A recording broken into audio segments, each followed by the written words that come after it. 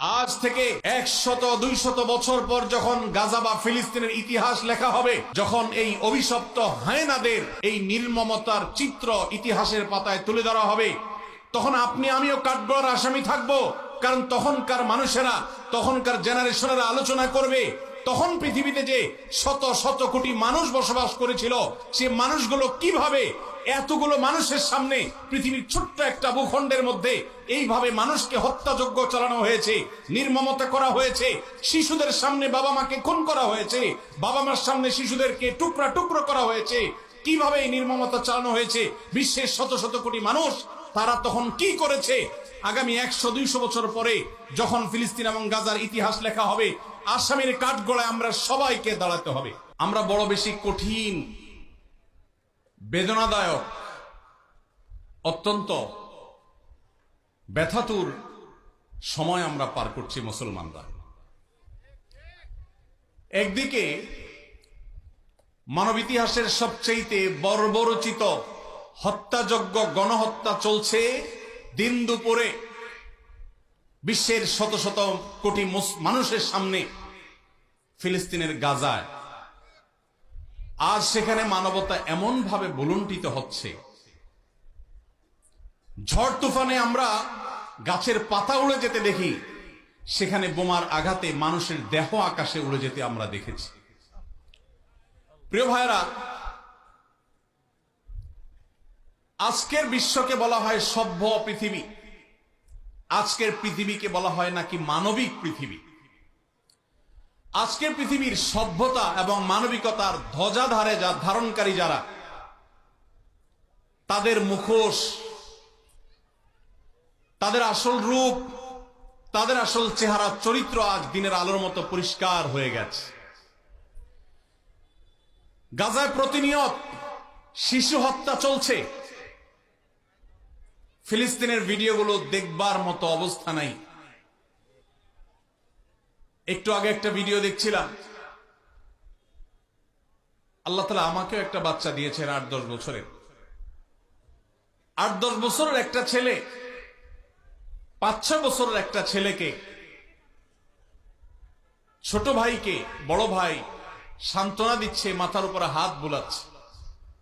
ছোট ভাই বড় ভাইয়ের কোলে মাথাটা রেখে চোখের পানি ফেলছে, অঝরে কাঁদছে, কারণ তাদের বাবা মাকে শহীদ করে দেওয়া হয়েছে। বড় ভাইটা ছোট ভাইয়ের মাথার উপর হাত বুলাচ্ছে আর তাকে সান্ত্বনা দেওয়ার চেষ্টা করছে, ব্যর্থ চেষ্টা।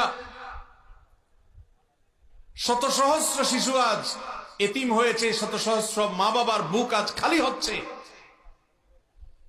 যারা নারী অধিকার নিয়ে পান থেকে চুন খসলেই চিৎকার চেঁচামেচি করে, সেই মানুষগুলো আজ পাথর হয়ে গেছে।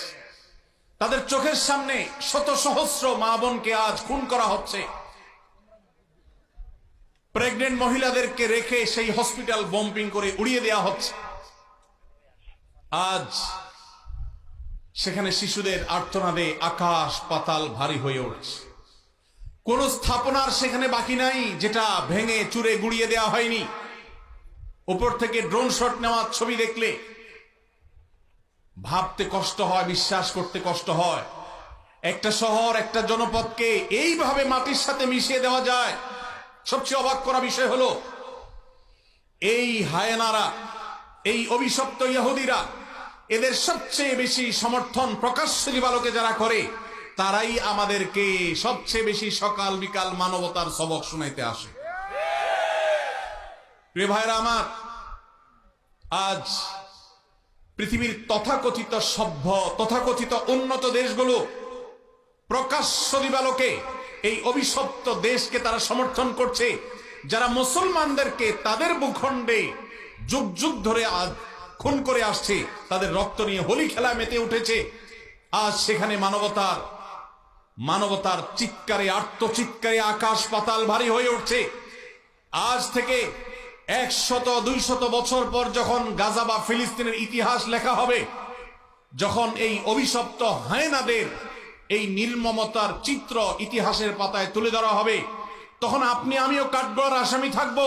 কারণ তখনকার মানুষেরা, তখনকার জেনারেশনেরা আলোচনা করবে তখন পৃথিবীতে যে শত শত কোটি মানুষ বসবাস করেছিল, সে মানুষগুলো কিভাবে এতগুলো মানুষের সামনে পৃথিবীর ছোট্ট একটা ভূখণ্ডের মধ্যে এইভাবে মানুষকে হত্যাযজ্ঞ চালানো হয়েছে, নির্মমতা করা হয়েছে, শিশুদের সামনে বাবা মাকে খুন করা হয়েছে, বাবা মার সামনে শিশুদেরকে টুকরা টুকরো করা হয়েছে, কিভাবে এই নির্মমতা চালানো হয়েছে বিশ্বের শত শত কোটি মানুষ তারা তখন কি করেছে।